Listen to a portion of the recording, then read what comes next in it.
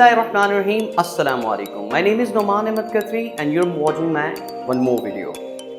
Today we are going to discuss Unit 7.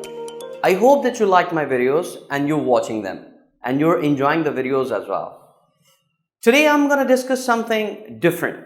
Before I start this unit, I would like to share some information with you. See, when it comes to speaking, there are different styles of speaking, and you must have heard three terms which we call pronunciation, accent and tone. तीन चीजें आपने सुनी होंगी, pronunciation, accent and tone. Mostly people confuse all of them. They confuse pronunciation with accent, accent with tone and all this. Do you have any idea? क्या आपको पता है कि pronunciation और in fact एक बात यह है कि pronunciation word को ही लोग mispronounce करते हैं.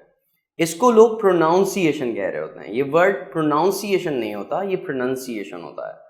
देखिए, मैं आपको डिफरेंस बताने लगा हूं कि प्रोनाउंसिएशन, एक्सेंट एंड टोन में क्या फ़र्क होता है.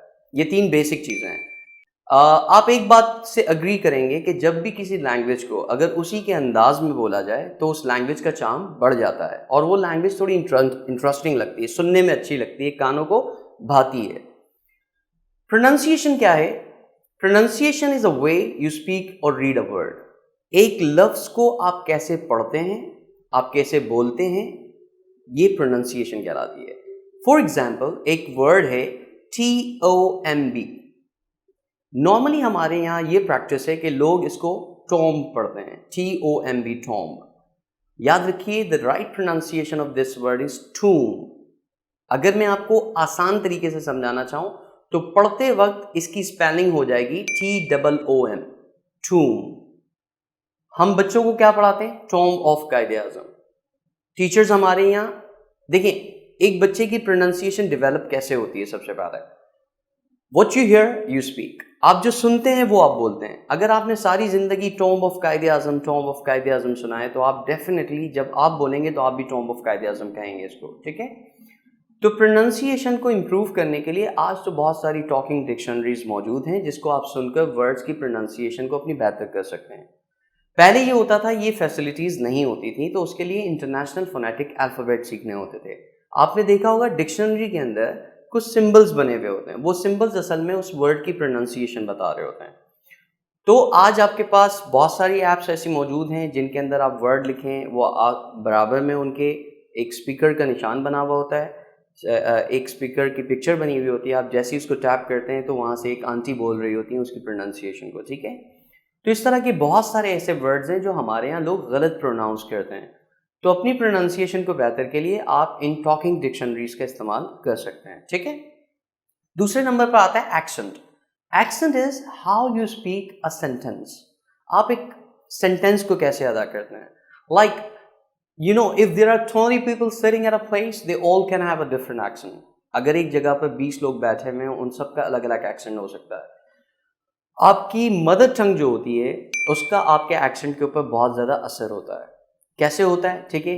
आपने देखा होगा बहुत सारे लोग, फॉर एग्जाम्पल मैं कोई भी पर्सनल लैंग्वेज के ऊपर नहीं जा रहा. ठीक है. मैं आपको 4-5 लैंग्वेजेस की मिसाल दूंगा ताकि लोग ये ना समझे कि हमारी लैंग्वेज को बुरा भला कह रहा है. तो ये बहुत बड़ा इशू है और अखलाकी तौर पर अच्छी बात भी नहीं है. तो जैसे मिसाल के तौर पर कोई किसी शख्स की नेटिव लैंग्वेज जो है वो सिंधी है, तो जब वो इंग्लिश बोल रहा होता है तो सिंधी का फ्लेवर उसके एक्सेंट के अंदर आपको फील हो रहा होता है. इसी तरीके से अगर किसी की लैंग्वेज पश्तो है तो उसकी लैंग्वेज के अंदर उसको पश्तो का फ्लेवर आ रहा होता है एक्सेंट के अंदर. अच्छा, इसकी वजह से प्रोनाउंसिएशन भी ख़राब होती है. कैसे होती है? बहुत सारे ऐसे साउंड्स होते हैं जो कि आपकी नेटिव लैंग्वेज के अंदर नहीं होते, तो वो आप क्या करते हैं, फिर आप जो करीब करीब साउंड होता है आपकी नेटिव लैंग्वेज का, आप वो यूज़ करते हैं. जैसे for example, if I give you an example from Arabic language, see there is no प sound in Arabic. So whenever Arabic people pronounce प sound, they always pronounce it with ब sound. For example, they say Pakistani people, so they come up with b sound because this is the nearest sound to p in their language. तो उनकी language के अंदर प sound नहीं है तो वो ब की तरफ जाते हैं.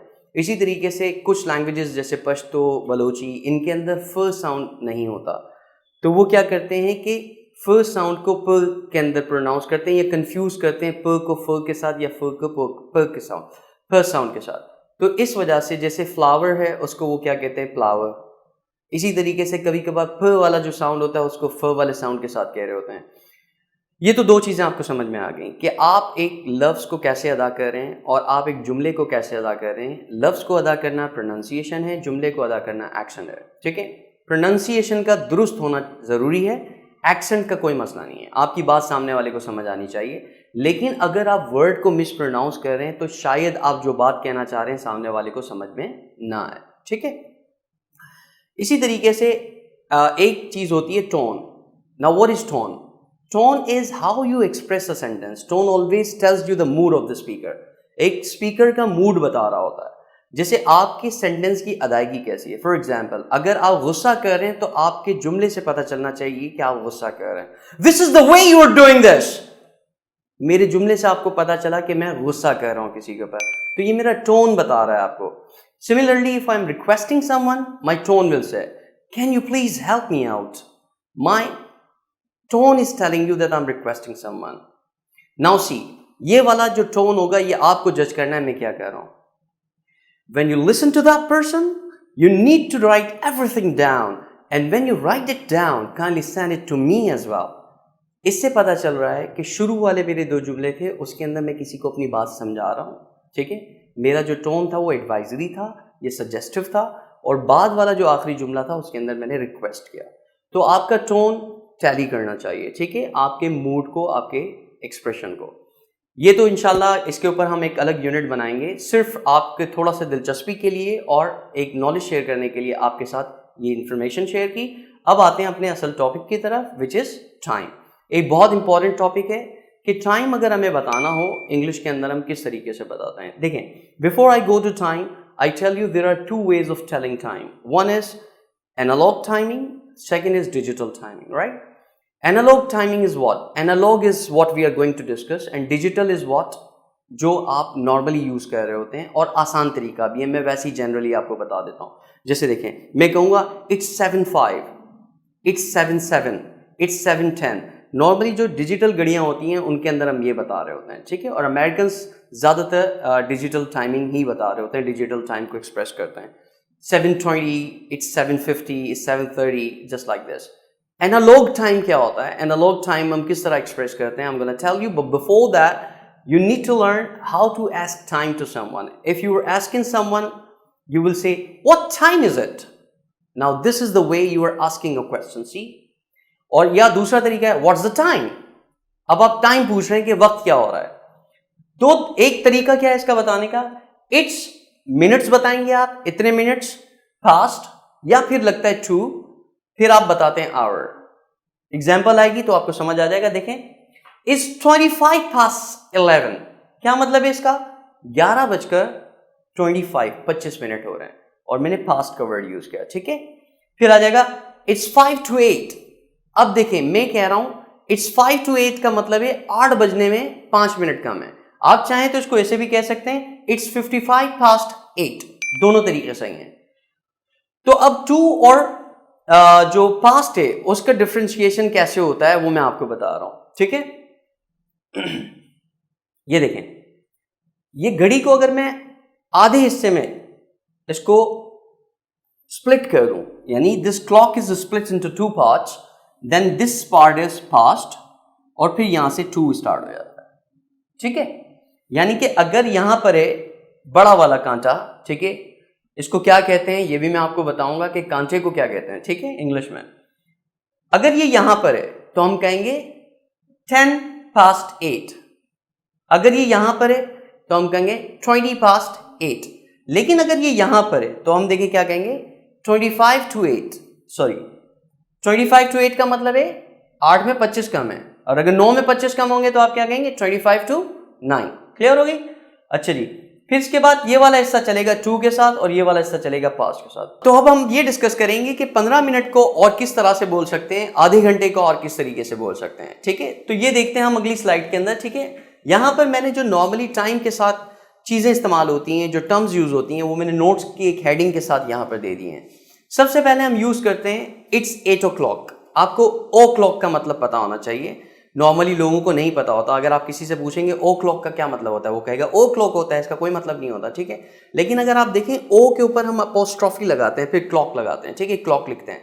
तो जब अपोस्ट्रोफी किसी अल्फाबेट, किसी लेटर के ऊपर आ रहा होता है तो ये बता रहा होता है कि यहाँ पर कोई लेटर मिसिंग है। तो ओ क्लॉक का मतलब होता है ऑफ द क्लॉक, यानी कि क्लॉक के 8 बज रहे हैं। मैं जब कहता हूं इट्स 8 o'clock तो इसका मतलब होता है इट्स 8 ऑफ द क्लॉक। समझ आई? फिर हम देखें 15 मिनट को हम कहते हैं क्वार्टर पास्ट। अगर 15 मिनट हो रहे हैं, 15 मिनट बाकी होंगे तो हम कहेंगे क्वार्टर टू। इसी तरीके से आधे घंटे को हम कहते हैं half, it's half past two, 2:30 बज रहे हैं, 2:30 हो रहे हैं, और कुछ लोगों की जबान में 2:30 बज रहे हैं, ठीक है। इसी तरीके से क्वार्टर टू का मतलब क्या होता है कि 15 मिनट कम है। किसी में क्वार्टर टू 7, 7 में 15 कम है, क्वार्टर टू 8, 8 में 15 कम है। इसी तरीके से आपने देखा होगा हम AM और PM यूज करते हैं। अक्सर लोगों को नहीं पता होता है AM और PM से क्या मुराद होता है। तो AM से मुराद ये एक लैटिन वर्ड है। AM का मतलब होता है एंटी मेरिडियम। इसी तरीके से PM का मतलब होता है पोस्ट मेरिडियम। एंटी का मतलब होता है बिफोर, पोस्ट का मतलब होता है बाद में, जिस तरह हम पोस्ट ग्रेजुएट कहते हैं, ठीक है, ग्रेजुएट के बाद। तो एंटी मेरिडियम और पोस्ट मेरिडियम दो लैटिन वर्ड्स हैं, और इसका मतलब होता है मिड डे, यानी कि before mid day and after mid day. और अक्सर लोग इसमें भी कंफ्यूज रहते हैं कि AM कब स्टार्ट होता है और PM कब स्टार्ट होता है। तो चलें ये भी हम याद कर लेते हैं। रात 12 बजे के बाद AM स्टार्ट हो जाता है, दोपहर 11:59 तक। जैसे ही 12 बजेगा तो PM स्टार्ट हो जाएगा, फिर रात 11:59 तक PM चलेगा, ठीक है। फिर देखें, मैंने आपसे कहा था ये कांटा जो है इसको हम क्या कहते हैं।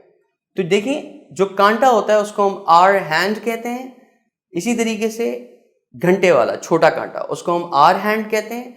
छोटा कांटा होता है जो मिनट वाला, उसको हम कहते हैं मिनट हैंड। और जो छोटी सी पतली सी सुई होती है जो सेकंड्स पे चल रही होती है उसको हम कहते हैं सेकंड हैंड। आई होप कि ये इन्फॉर्मेशन आपके लिए बहुत ज़्यादा कारआमद होगी और टाइम आपको समझ आ गया होगा। देखते हैं हम अपनी अगली स्लाइड के अंदर क्या है। यहां पर मुख्तलिफ घड़ियां हैं। एक टाइम मैं बताता हूं, दूसरा टाइम आप बताएंगे, ठीक है। तो मैं आपको स्पेस दूंगा वीडियो के अंदर, आप वो टाइम प्रोनाउंस करेंगे, आप वो टाइम बोलेंगे। मैं पहला वाला बताता हूं। अगर मुझे टाइम बोलना होगा, मुझसे कोई कहता है व्हाट टाइम इज इट, मैं कहूंगा इट्स 2:15, या मैं कहूंगा इट्स 2:15, या मैं कहूंगा इट्स 2:15। तीनों तरीके सही हैं, आप कोई भी बोल सकते हैं जो आपको आसान लगता हो। अगला वाला आप बताएं कौन सा टाइम हो रहा है। इट्स 8:30, ओके, ठीक है। इट्स 4:45, दूसरा तरीका इट्स 5:45, तीसरा तरीका इट्स 15:06। तो 3 तरीकों से ये टाइम बोला जा सकता है। फिर आ जाए, इट्स 8 o'clock शार्प। नॉर्मली जब हम पूरा टाइम हो रहा होता है, 7 बज रहे हैं, 8 बज रहे हैं, 9 बज रहे हैं, तो हम शार्प का वर्ड यूज करते हैं, इट्स 8 o'clock शार्प। फिर यहां देखें, इट्स 7:30, इट्स 7:30। फिर यहां देखें, इट्स 4:15, इट्स 4:15, इट्स 15:4। फिर यहां देखें, इट्स 3:30, इट्स 3:30, इट्स 1:15, इट्स 12:45। दोनों तरीके से बोल सकते हैं। It's 12:30, it's 12:30। फिर देखें, it's 4:45, it's 4:45, it's 11:15, it's 11:15, it's 5 o'clock sharp, it's 9:15, it's 2:45, it's 1:45, it's 11 o'clock sharp, it's 6:30, it's 6:30। I hope आपको टाइम समझ में आ गया होगा। अब आपको जो करना है वो क्या करना है, जो एक्सरसाइज लिंक के अंदर दी हुई है उसको आपको प्रैक्टिस करना है, और कोशिश करें कि जब भी टाइम बताना हो उसको इंग्लिश में प्रैक्टिस करें। Thank you very much. I hope आपने इस वीडियो को एंजॉय किया होगा और अब तक आप हमारा चैनल सब्सक्राइब कर चुके होंगे। अपना बहुत ज़्यादा ख्याल रखिएगा। मजीद इंटरेस्टिंग वीडियोस के साथ हम मिलेंगे अपनी अगली वीडियो में। अल्लाह हाफिज़।